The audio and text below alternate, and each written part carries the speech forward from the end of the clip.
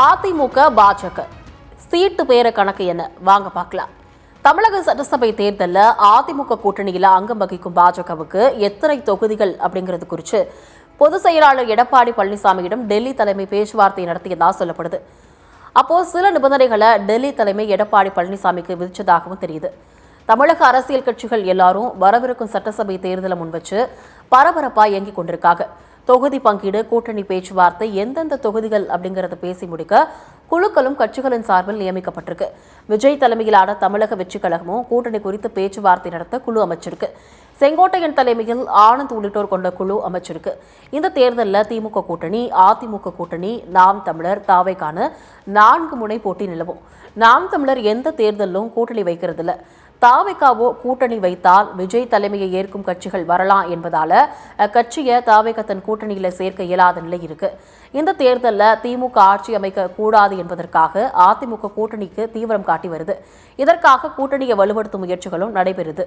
இந்த நிலையில அண்மையில கூட்டணி, தொகுதி பங்கீடு குறித்து எடப்பாடி பழனிசாமியிடம் டெல்லி தலைமை தரப்பு பேச்சுவார்த்தை நடத்தியதாகவும் சொல்லப்படுது. எடப்பாடி பழனிசாமி அதிமுகவிற்கு 170 தொகுதிகள், மீதமுள்ள 64 தொகுதிகள் கூட்டணி கட்சிகளுக்கு ஒதுக்கப்படும் தெரிவிச்சாராம்.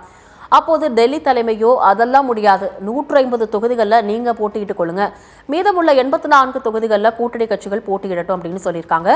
அந்த 84 தொகுதிகளில் பாஜகவுக்கு 40 தொகுதிகளும், பாமகவுக்கு 15, தேமுதிகவிற்கு 10, அமமுகவிற்கு 8, மீதமுள்ள 11 தொகுதிகள் மற்ற கூட்டணி கட்சிகளுக்கு ஒதுக்கலாம்.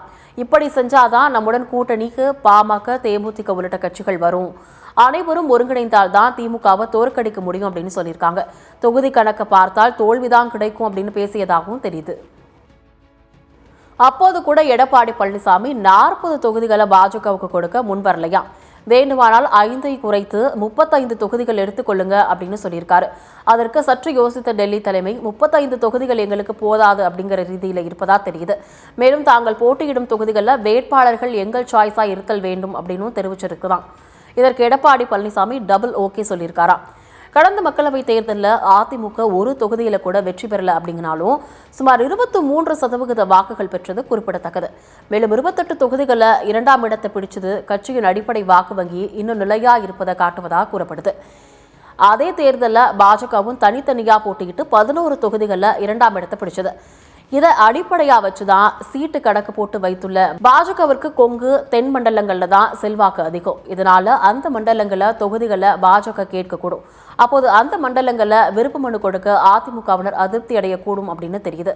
தேர்தலுக்குள் அதிமுகவில் இது போன்ற பிரச்சனைகள் ஏற்படும் அப்படிங்கிறது நிதர்சனம்.